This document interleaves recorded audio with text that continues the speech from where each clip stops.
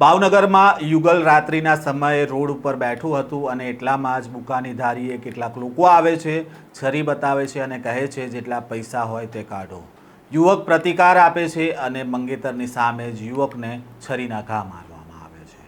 શું બન્યું હતું ભાવનગરમાં તેની વાત કરીશું આ વિડીયોમાં। વૈષ્ણવજન તો તેને કહીએ જે પીડ પરાઈ જાનાને રે। નમસ્કાર, નવજીવન ન્યૂઝમાં આપનું સ્વાગત છે। હું છું જયંત દાફલા। ભાવનગરમાં જાણે કાયદો અને વ્યવસ્થા પર કોઈ લગામ જ ન રહી હોય તેવી ઘટનાઓ સતત સામે આવી રહી છે। થોડા દિવસ પહેલા જ પ્રેમ લગ્ન કરનાર એક રબારી યુવકને જાહેરમાં રહેસી નાખ્યો હતો। તે ઘટના હજી શાંત નથી થઈ તેવામાં રોડ પર બેઠેલા એક યુગલ પાસે લૂંટના ઈરાદે કેટલાક લોકો આવે છે, છરી બતાવે છે અને મોબાઈલ, પાકીટ, પૈસા જે પણ હોય તે આપી દો તેમ કહીને લૂંટ ચલાવવામાં આવે છે। વાત કરીએ તો ભાવનગરના ઇસ્કોન ક્લબથી આગળ વિક્ટોરિયા પાર્કની પાછળના ભાગે 1 એપ્રિલની મોડી રાત્રે લૂંટની ઘટના સામે આવી હતી। શહેરના કાળિયાબીડ વિસ્તારમાં શક્તિમાના મંદિર પાસે રહેતો મનદીપસિંહ યાદવ છે તે ગત રાત્રે 11 વાગ્યાના અરસામાં તેની મંગેતર દિશા ડાભી સાથે બાઇક ઉપર આંટો મારવા નીકળ્યો હતો। તે વખતે વિક્ટોરિયા પાર્કના પાછળના ભાગે તેઓ રોડ ઉપર ત્યાં બેઠા હતા અને બંને વાતો કરી રહ્યા હતા। આ સમયે બાઇક સવાર કેટલાક લોકો આવે છે અને આ યુગલને છરી બતાવવામાં આવે છે અને કહેવામાં આવે છે કે તમામ સામાન આપી દો। આ સમયે યુવક પ્રતિકાર આપે છે અને હાથાપાઈ થાય છે અને ત્યારબાદ આજે કેટલાક લોકો બુકાની ધારીએ આવ્યા હતા તે છરી મારે છે અને 8 થી 10 હજારની લૂંટ ચલાવીને ત્યાંથી ભાગી જાય છે।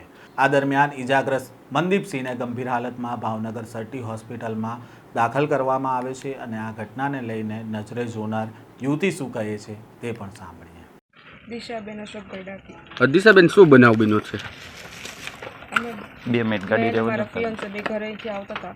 અમારે સવારના બાબતે કાંઈક બોલવાનું થયું હતું એટલે અમારે 2 મિનિટ વાત કરવી હતી એટલે અમે આ બાજુ આવ્યા હતા। એને કીધું વાત કરીને પછી આપણે અહીંથી આમ નીકળી જશું।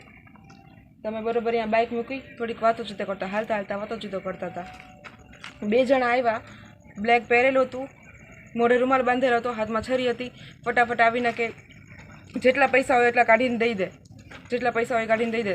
મારા ફિયાન્સે કીધું હા હું આપું છું, ખમ 2 મિનિટ ખમ આપીને દઈ દે। તો 2 મિનિટમાં હાથાપાઈ ચાલુ થઈ ગઈ। એ કાઢીને આપતા હતા ને ત્યાં સુધીમાં હાથાપાઈ ચાલુ થઈ ગઈ અને મારા ફિયાન્સેને ધક્કો મારી દીધો અને બરાબર મેં વિડીયો ચાલુ કરતો, મેં કીધું ને કે વિડીયો ચાલુ કરું છું ત્યાં મારા ફિયાન્સેને છરી મારીને એનું વોલેટ લઈ ગયા, મારું પર્સ લઈ ગયા અને મારો મોબાઈલ લઈ ગયા, આટલું લઈને ભાગી ગયા। બેનમાં કેટલાક પૈસા હતા અંદાજે?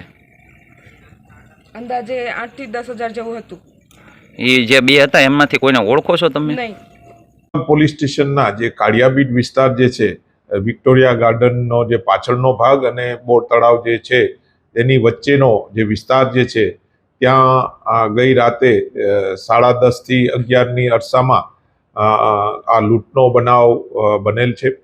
જેમાં હકીકત એવી છે કે આ કામના જે ફરિયાદી જે છે તેની જે સગાઈ જે છે મનદીપસિંહ યાદવ સાથે થયેલી હતી અને ગઈકાલે જે રાત્રે 10:30 થી 11ના સમયે આ જે બંને જે છે તે પોતાની બાઇક લઈ અને ત્યાંથી આ વિક્ટોરિયા ગાર્ડનના પાછળનો વિસ્તાર અને જે બોર તળાવ જે વિસ્તાર જે છે ત્યાં પોતાની બાઇક સાઈડમાં મૂકી અને કાચા રસ્તે બોર તળાવના કિનારે વાતો કરવા માટે જતા હતા।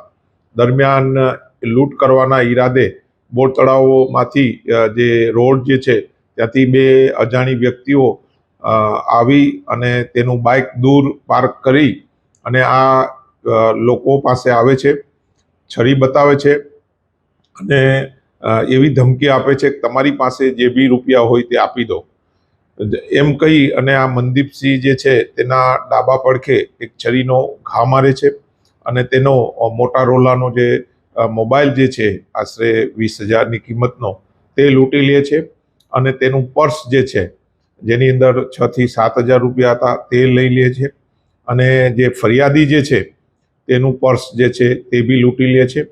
તેની અંદર આશરે 1,000 રૂપિયા અને ચાંદીનો જે છે છડા 3,500 રૂપિયાની કિંમતના આ લૂંટી લઈ અને તેઓ નાસી જાય છે।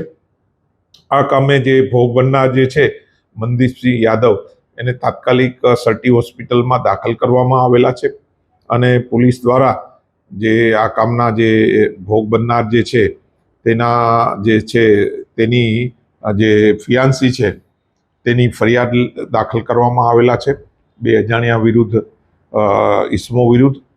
પોલીસ દ્વારા આ કામે સ્થાનિક જગ્યાનું પંચનામું કર્યું છે અને ડોગ દ્વારા ટ્રેકિંગ કરવામાં બી આવેલા છે અને આ જે વિસ્તાર જે છે કાળિયાબીડ ત્યાંથી જે જ્વેલ સર્કલ અને ઇસ્કોનનો વિસ્તાર, વિક્ટોરિયાનો જે પાછળનો રોડ દિવાલનો જે રસ્તો છે, સ્વામિનારાયણ સ્કૂલનો અને સરદાર પટેલ સ્કૂલ જે છે તે વિસ્તારનો જે છે સીસીટીવી જોવાનું કામગીરી હાલમાં ચાલુ છે અને ડોગનું ટ્રેકિંગ કરી એક રૂટ નક્કી કરવામાં આવેલા છે અને સ્થાનિક બાતમીદારોને એક્ટિવ કરી અને વહેલી તકે આ ગુનો ડિટેક્ટ કરવામાં આવશે.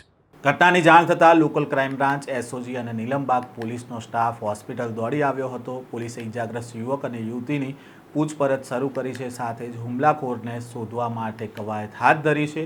પરંતુ અહીંયા ઉલ્લેખનીય વાત એ છે કે નીલમબાગ પોલીસ સ્ટેશન છેલ્લા લાંબા સમયથી પોલીસ ઇન્સ્પેક્ટરના ચાર્જમાં ચાલે છે અને ક્યાંક ને ક્યાંક તેના જ કારણે આ વિસ્તારમાં અસામાજિક તત્વો છે તે બેફામ બની રહ્યા છે અને હાલ આ બનાવને 24 કલાકથી પણ વધુ સમય થઈ ગયો છે, પરંતુ આરોપીની ભાળ હજી સુધી નીલમબાગ પોલીસને મળી નથી. હવે આ ગુનેગારો પર લગામ કસવા ભાવનગર એસપી નીલમબાગ પોલીસ સ્ટેશનમાં કોઈ કાયમી પોલીસ ઇન્સ્પેક્ટરની નિમણૂક કરશે કે હજી આ પોલીસ સ્ટેશન રામ ભરોસે ચાલશે, તેને લઈને પણ સવાલ ઉઠી રહ્યા છે. આ પ્રકારના ક્રાઇમ સમાચાર સાથે ફરી મળીશું. નવજીવન ન્યૂઝ સાથે જોડાયેલા રહેજો.